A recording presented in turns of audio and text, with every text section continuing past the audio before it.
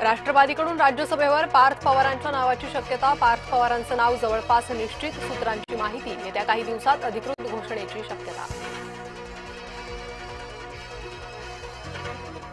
तिजोरीत खडखडाट तरी कंत्राटदारांना चेक। सामना वृत्तातून दावा, हजारो कोटींचे चेक काढून कंत्राटदारांची दिशाभूल केल्याचा आरोप। सरकारनं चेक काढले पण तिजोरीत पैसेच नाही, सामनातून दावा। राज्यसभा निवडणुकीसंदर्भात महाराष्ट्र भाजप कोर कमिटीची बैठक। राज्यसभेसाठी भाजपकडून 4 उमेदवार देण्यात येणार। रामदास आठवले यांचं नाव जवळपास निश्चित, इतर तिघांसंदर्भात चर्चा।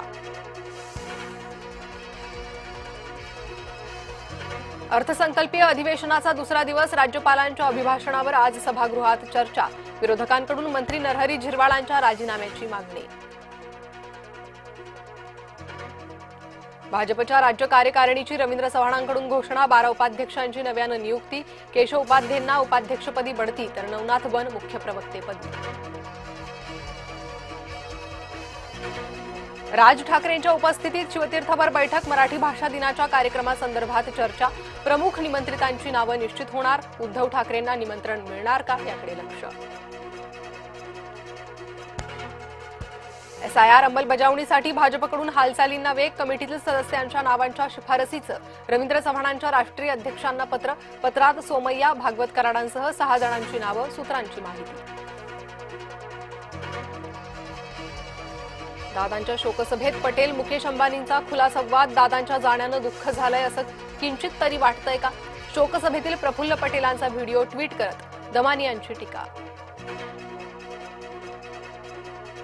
आजपासून 3 दिवस महाराष्ट्र दौऱ्यावर राष्ट्रपती द्रौपदी मुर्मू। आज मुंबईत मुक्काम तर उद्या शेगावात घेणार दर्शन। राष्ट्रवादी पक्ष चिन्हाबाबत आज सुप्रीम सुनावणी। अजित पवारांच्या निधनानंतर पहिलीच सुनावणी। मुंढवा जमीन गैरव्यवहार प्रकरण। दिग्विजय पाटील नव्यानं जामीन अर्ज दाखल करण्याची शक्यता। नव्यानं अर्ज करण्याची पाटलाची विनंती कोर्टाकडून मान्य। नागपुरातील 12वी पेपर फुटी प्रकरण। चौकशीसाठी 5 सदस्यीय एसआयटीची स्थापना। आतापर्यंत 4 जणांना अटक झाल्याची माहिती। काँग्रेसचे प्रवक्ते हनुमंत पवारांना पुण्यात भाजपच्या पदाधिकाऱ्यांकडून मारहाण। मारहाणीचा व्हिडिओ व्हायरल।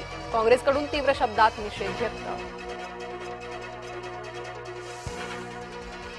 झारखंडच्या रांची विमानतळावर एअर अँब्युलन्सचा अपघात। अपघातग्रस्त एअर अँब्युलन्समधील 7 जणांचा मृत्यू। विमान रांचीहून दिल्लीकडे जाताना दुर्घटना। मुस्लिमांना दिलेलं 5% आरक्षण रद्द करण्याचा मुद्दा। आव्हान याचिकेवर 9 मार्च रोजी होणार सुनावणी। ट्रम्प यांचा पुन्हा कठोर टॅरिफ लादण्याचा इशारा। सर्वोच्च न्यायालयाच्या निर्णयानंतरही व्यापार करारांबाबत आक्रमक भूमिका। अनिल अंबानींना मुंबई हायकोर्टाचा धक्का। कर्ज खाती फसवी घोषित करण्याचं प्रकरण। एकलपीठ न्यायालयाचा निर्णय रद्द। केंद्र सरकारनं कांदा निर्यात सवलतीत केली तब्बल 50% कपात। परिणामी भाव कमी होण्याची शक्यता। केंद्र सरकारच्या निर्णयामुळे शेतकरी धास्तावले। पिंपरीत स्पा सेंटरच्या नावाखाली वेश्या व्यवसाय। दोघांचा दुसऱ्या मजल्यावरच्या गॅलरीतून पळण्याचा प्रयत्न। खाली उतरताना गॅलरीतून 2 जण पडले। एका महिलेचा मृत्यू। एसटीच्या डिझेल पुरवठ्याचं कंत्राट गुजरातला देण्याचा घाट। महाराष्ट्राच्या तिजोरीला तब्बल 700 कोटींचा महसूल तोटा होण्याची शक्यता। एसटीच्या एनसीएमसी कार्डला सवलतधारकांचा उत्तम प्रतिसाद। तब्बल 10,000 प्रवाशांची नोंद। विदर्भात अवकाळी पावसाच्या हजेरीमुळे पिकांचं नुकसान। नागपूर, हिंगोली, परभणीत रिमझिम पाऊस। यवतमाळमध्ये वादळी वाऱ्यासह गारपीट। भारतीयांनी इराण बाहेर पडावं। परराष्ट्र मंत्रालयाचं इराणमधील भारतीयांना खबरदारीचं आवाहन। व्हॉट्सअॅप युजर्ससाठी महत्त्वाची बातमी। व्हॉट्सअॅपवर आता मेसेज शेड्यूल करणं होणार शक्य। व्हॉट्सअॅप लवकरच आणणार नवं फीचर। आज कँडीत इंग्लंड पाकिस्तान सामना। दोन्ही संघात अटीतटीच्या लढतीची शक्यता।